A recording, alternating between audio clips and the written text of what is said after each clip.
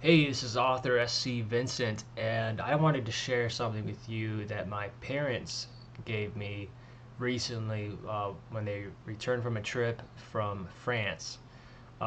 They went to, um, let's see, Mont Saint Michel.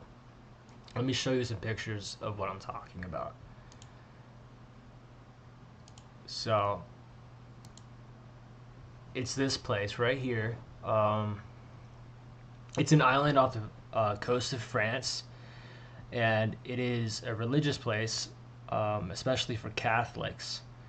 Um, it was a place where, um, let's see if I can get a good summary. Well, there was a church on top, and it was a place where people lived.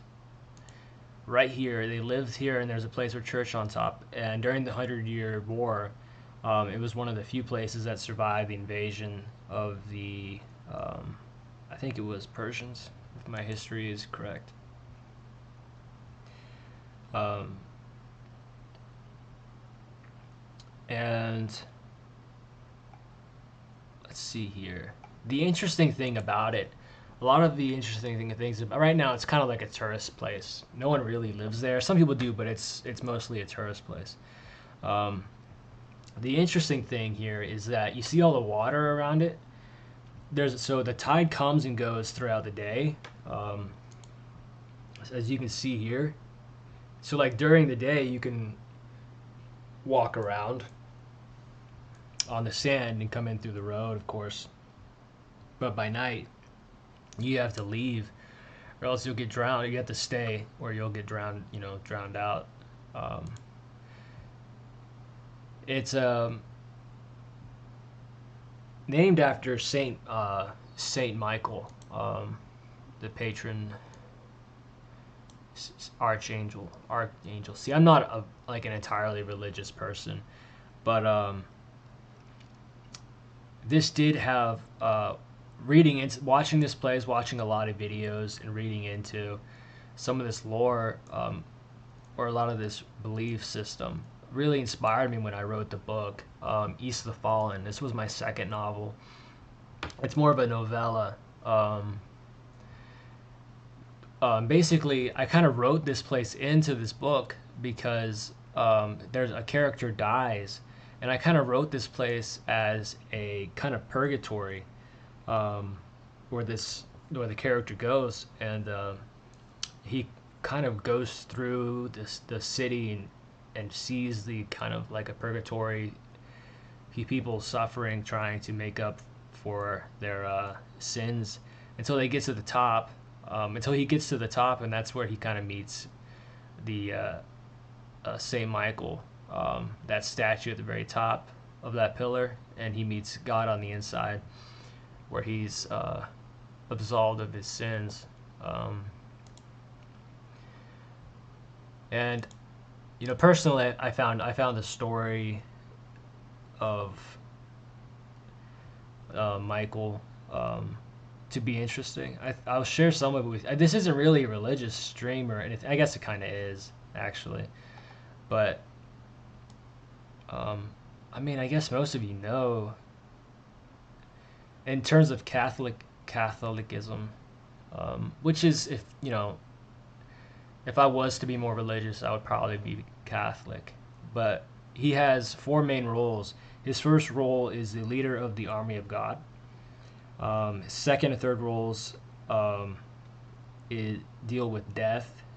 He is the angel of death, carries the souls to heaven, and he descends on the hour of death and gives each soul a chance to redeem itself before passing.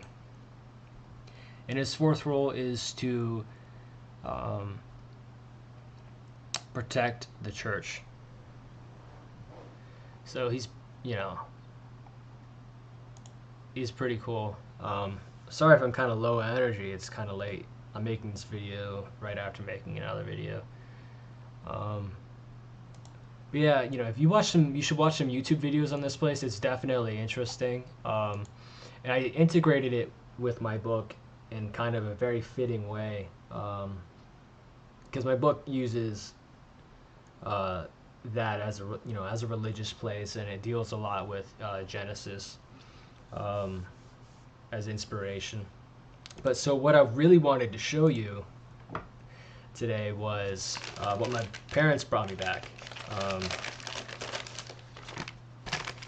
what they bought when they went to that place I just showed you, Mont Saint Michel.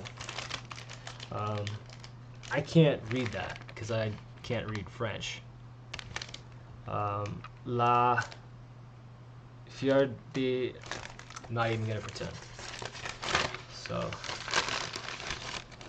they bought me a rosary. Now, I'm not Catholic. But like I said, if I was to be, I don't even think I'm Christian. Like technically, I mean, I was baptized Mormon, but I don't consider Mormonism Christianity, and I left the Mormon Church officially, so I don't know if I would even be considered Christian by anybody. But I would say that in terms of morality, and if I was to be part of a church, it would be the Catholic Church, based off my belief system and what I align with most. Um, that's it. So I got a rosary, which rosaries are kind of interesting when you kind of look up why they're designed the way they're designed. You're supposed to, like, each bead kind of has its own meaning, I think, and each prayer or something like that. That's why you see how there's like a space here. This is really kind of a neat one. It's kind of basic in the sense that it's just wooden, like brown wooden. But I mean, you don't really need it to be gold. You know what I mean? Like, that's not why you have something like this. And then it has here a portrait of I don't know if you can be able to see it. A portrait of the statue, you can't see it, of Saint Michael. And then here's the cross, the crucifix. There's a picture of Christ engraved right there. So this is pretty cool. Now, I'm not like an expert on Catholicism or anything, or even rosaries, but this isn't like a necklace. I don't believe you wear a rosary. You wear it around your hand or your wrist or something, and you kind of I think you say prayers on it or something.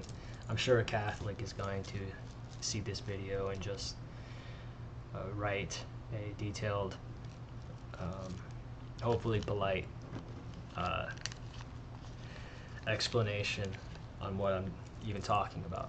But that's, yeah, so they recently got back from their vacation, and they got me that, and I wanted to share it with you. And if you wanted to share with me whatever you want, I'd be willing to read it. Like, comment, tell me what I was wrong about, and tell me, you can tell me about the church if you like. I don't mind reading that kind of stuff. And subscribe too, if you would like. Just something I wanted to share.